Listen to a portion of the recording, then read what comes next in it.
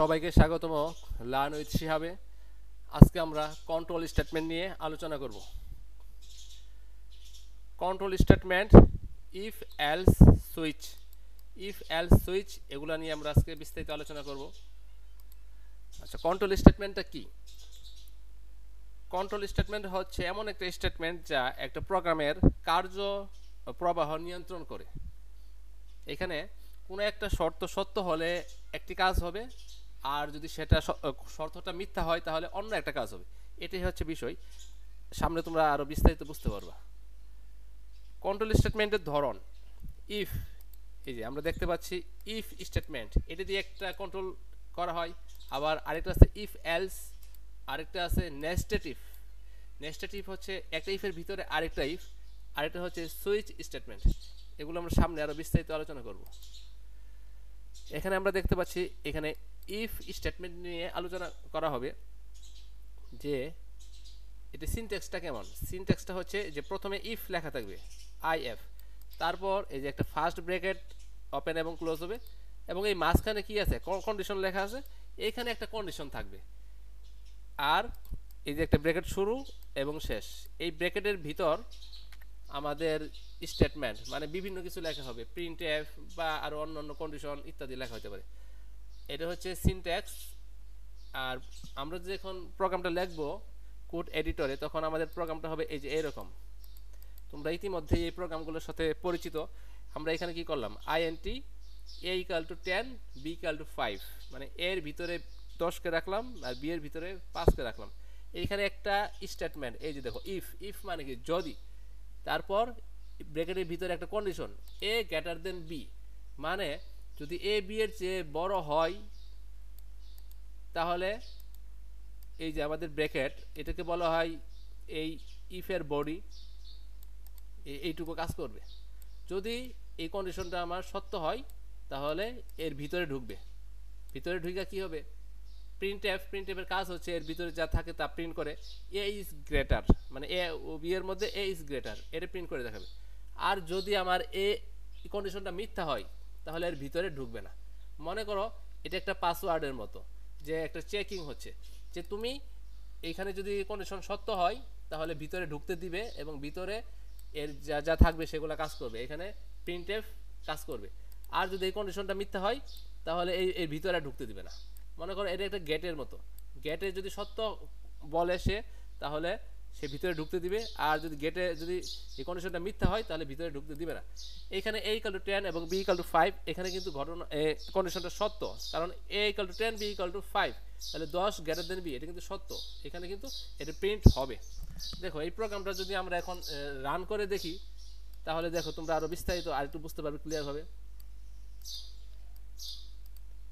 এটা আমি এইটুকু কপি করে আমার কোড এডিটরে নিয়ে যাই। এখানে তোমরা আগে যে প্রোগ্রামগুলো দেখছো সেখানে আমরা কি করতাম, প্রথমে এই যে এই 2-3-4 লাইন কিন্তু আমাদের সব প্রোগ্রামে থাকতো, যে প্রথমে ইনক্লুড, তারপরে এই যে এই লাইনটা, তারপরে আমি বলছি যে এই লাইন থাকবে, আর মাঝখানে আমাদের বোর্ড লিখতে হবে। এখানে আমরা যা লিখবো তাই আসবে। ধরো আমরা এখানে কি যেটা কপি করে আনলাম সেটা আমি প্রিন্ট করে দিলাম। এইখানে এটাকে যদি আমরা নিচে নিচে লিখি, ইফ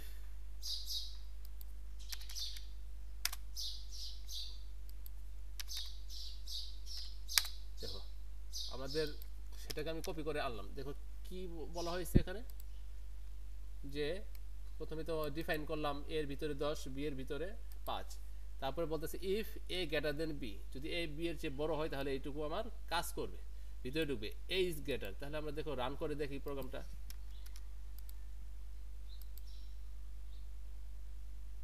দেখো দেখো এ ইজ গ্রেটার, এই কথাটা আসছে না? আসছে। এটাকে যদি আমরা এখন চেঞ্জ করে দেই, এ ইজ গ্রেটার দেন বি, তাহলে যা আমরা দিব তাই আসবে। দেখো কি আসছে, এ ইজ গ্রেটার দেন বি, কারণ কি এই কন্ডিশনটা আমার সত্য। এখন যদি আমি এর মান 10 আছে ধরো, এখন বি এর মান যদি আমি 20 করে দেই তাহলে কি এই কন্ডিশনটা কি এখন সত্য নাকি মিথ্যা? এখন কিন্তু এই কন্ডিশনটা মিথ্যা, কারণ এর মান 10, বি এর মান 20, তে 10 তো আর 20-এর চেয়ে বড় না, 10 গ্রেটার দেন 20, এই জিনিসটা তো মিথ্যা। তাহলে এটা যদি, এই কন্ডিশনটা যদি মিথ্যা হয়, তাহলে এর যে বডি, এই যে সেকেন্ড ব্র্যাকেটের ভিতরে যা আছে এর ভিতরে আর ঢুকবে না, মানে এইটুকু আর কাজ করবে না। দেখো আমরা এখন রান করে দেখি কিছু আসে কিনা। দেখো আমাদের আউটপুটে কিন্তু কিছুই আসে নাই, কারণ কি, এ গ্রেটার দেন বি এই কন্ডিশনটা মিথ্যা হয়েছে, এর ফলে এর ভিতরে আর ঢুকতেছে না এবং এটা কাজ করতেছে না। আশা করি বিষয়টা বুঝতে পারছো তোমরা। তাহলে আমি এমন একটা জিনিস দিতে চাই যে ইফ এর ভিতরে যদি একটা সত্য হয় তাহলে এর ভিতরে ঢুকবে, আর ইফ যদি মিথ্যা হয় তাহলে অন্য একটা জিনিস প্রিন্ট করবে। সেটা যদি তুমি করতে চাও তাহলে আমাকে দিতে হবে ইফ এলস। আমাদের স্লাইডেও এগুলো আছে, যেমন ইফ তো দেখালাম, এরপরে একটা কন্ডিশন দেখো ইফ এলস।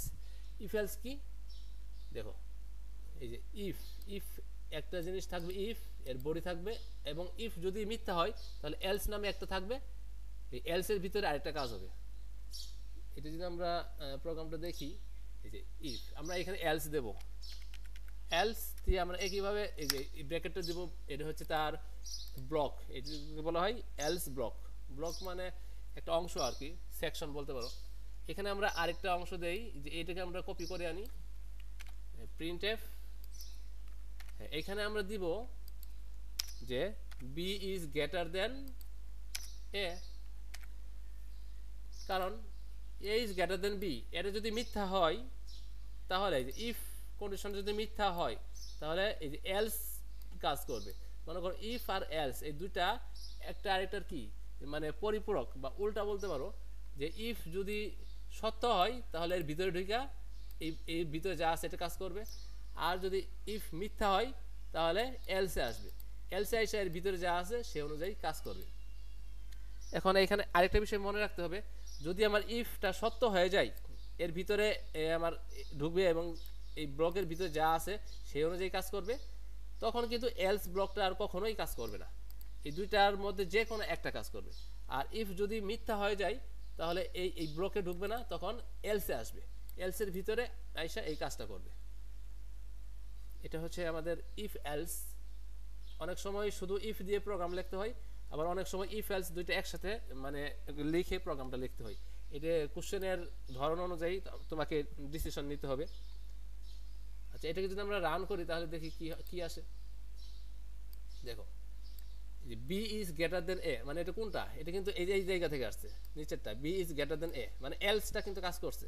এলসটা কেন কাজ করলো, কারণ এ ইকুয়াল টু 10 আর B equal to 20, A greater than B এটা কিন্তু ফলস, মানে 10 গ্রেটার দেন 20 এটা কিন্তু ফলস হয়ে গেছে। ফলস হওয়ার ফলে কি হয়েছে, নিচে এইটুকু আর কাজ করে নাই, এলসে চলে আসছে, তখন এলস এর ভিতরে যা ছিল সেটা প্রিন্ট করে দিচ্ছে, বি ইজ গ্রেটার দেন এ। আচ্ছা, এইটুকু আমরা আশা করি বুঝতে পারছো। এরপরে আমরা স্লাইডটা দেখি কি আছে। হ্যাঁ, এরপরে আছে নেস্টেড ইফ, যে এখানে একটা দেখো প্রোগ্রাম দেওয়া আছে, একাধিক ইফ ব্যবহার করে অনেক সময় ডিসিশন নিতে হয়। যেমন a equal to 20, b equal to 10, c equal to 5। এখানে আমাদের সবচেয়ে বড় a কি সবচেয়ে বড় এটা আমরা চেক করব। তাহলে কিভাবে করতে পারি, দেখো if a greater than b, যদি a গ্রেটার দেন b হয়, যদি সত্য হয় তাহলে কি, এরপরে এইটুকুর মধ্যে ঢুকবে, এইটুকুর মধ্যে ঢুকে দেখবে যদি a গ্রেটার দেন c হয় তাহলে এ সবচেয়ে বড়, মানে ঘটনা হচ্ছে এ বি এর চেয়েও বড় এবং কি এ সি এর চেয়েও বড় যদি হয় তাহলে এ হচ্ছে সবচেয়ে বড়, এই জিনিসটা মানে এখানে এ সবচেয়ে বড় কি বড় না এটা চেক করা হচ্ছে আর কি, মানে একটা কন্ডিশনের ভিতরে আরেকটা কন্ডিশন। যেমন ধরো তুমি একটা কলেজে যাইতেছো, কলেজের মেইন গেটে তোমাকে আটকানো হলো, বললো যে তোমার আইডি কার্ড দেখাও, তুমি আইডি কার্ড দেখাইলা, কলেজের ভিতরে ঢুকতে দিল, এটা একটা পাস। তারপরে ভিতরে ঢুকে যখন তুমি ক্লাসরুমে ঢুকবা তখন আবার একটা ধরো ফিঙ্গারপ্রিন্ট আছে, তুমি এখানে ফিঙ্গারপ্রিন্ট দিয়ে যদি তোমার মানে ফিঙ্গারপ্রিন্ট তুমি যদি রেজিস্ট্রেশন করে থাকো বা এই কলেজের ছাত্র হয়ে থাকো তাহলে তোমার দরজাটা খুলে যাবে এবং তুমি ভিতরে ঢুকতে পারবা। এই হলো দুইটা কন্ডিশনে চেক করা হয়েছে। এখন যেমন ধরো তুমি প্রথমে কলেজে আইডি কার্ড দিয়ে ঢুকলা গেট থেকে, তারপরে তুমি মনে করো ইন্টারমিডিয়েটের ছাত্রী, হ্যাঁ, তাহলে তুমি ইন্টারমিডিয়েটের যে কক্ষ আছে সেই ক্লাসে তুমি ঢুকতে পারবা, কিন্তু তুমি ডিগ্রির কক্ষে ঢুকতে পারবে না। এটা হচ্ছে আলাদা দুইটা চেক আর কি। এখানে একটা চেক ইফ দ্বারা চেক করা হয়, এখানে আরেকটা ইফ দ্বারা চেক করা হয়। যদি কখনো দুইটা চেকের দরকার হয় তখন আমাকে ইফ নেস্টেড ভাবে করতে হয়। নেস্টেড মানে এই যে একটা ইফের ভিতরে আরেকটা ইফ, মানে এই যে ইফটা, এই ইফের বডিটা কি, এই ইফের এটা কিন্তু এইটুকু পর্যন্ত। দেখো আমি যদি এটাকে আমি কাট করি, এটা কিন্তু একটা ইফ, এই ইফের ভিতরে কি করা হয়েছে, আরেকটা ইফকে রাখা হয়েছে, এই যে এইটুকু ইফ। তাহলে একটা কন্ডিশনের ভিতর আরেকটা কন্ডিশন, এটাকে বলা হয় নেস্টেড ইফ।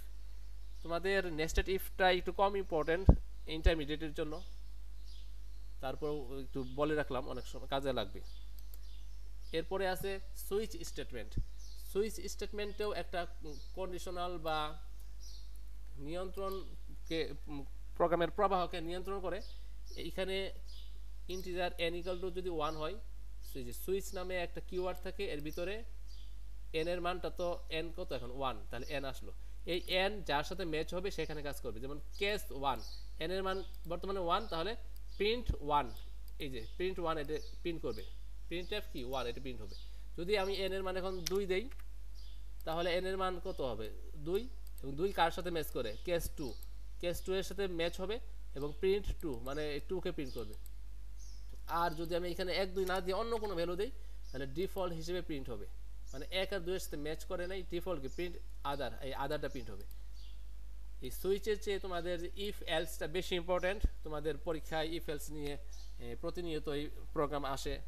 ইফ এলসটা অবশ্যই তোমাদের ভালোভাবে শিখতে হবে, আর সুইচটা একটু মোটামুটিভাবে দেখে রাখবা। এখন উদাহরণ প্রোগ্রামে একটা প্রোগ্রাম দেওয়া আছে, এখানে দেখো কি করা হয়েছে। প্রথমে তো এইটুকু আমাদের সবগুলো প্রোগ্রামে থাকে, ইন্টিজার এনইউ নাম নামে একটা ভেরিয়েবল নিছে, তারপরে এন্টারে নাম্বার, তারপর স্ক্যানএফ দিয়ে সেই নাম্বারটাকে কি করছে এইখানে নেওয়া হয়েছে নামের ভিতর। তারপর নাম মডুলো 2 ইকুয়াল টু 0, এই মডুলো দ্বারা ভাগশেষকে বোঝায়, যে নাম যদি এটাকে 2 দ্বারা মডুলো করে যে রেজাল্টটা সেটা যদি আমার 0 সমান হয়, তাহলে এটা হবে ইভেন, অন্যথায় এলস এটা হবে কি অড নাম্বার। এই প্রোগ্রামটা এখানে আশা করি তোমরা বুঝতে পারছো। তাহলে আজকে যতটুকু দেখানো হলো ইফ এলস, এতে তোমরা ভিডিওটা ভালো বারবার দেখবা যাতে তোমরা বিষয়টা ক্লিয়ার হও, এবং এই প্রোগ্রামগুলো কোডিং করে তোমাদেরকে বাকিটা ক্লিয়ার হতে হবে। আশা করি তোমাদের এই আজকের ক্লাসটা ভালো লেগেছে, তোমরা বুঝতে পেরেছো, এবং আগামী ক্লাসে আমরা ফর লুপ, হোয়াইল লুপ এবং ডু হোয়াইল লুপ নিয়ে আলোচনা করব। যারা এখন আমার চ্যানেলে সাবস্ক্রাইব করো নাই, অবশ্যই সাবস্ক্রাইব করবা এবং লাইক কমেন্ট করে পাশে থাকবা। ধন্যবাদ সবাইকে।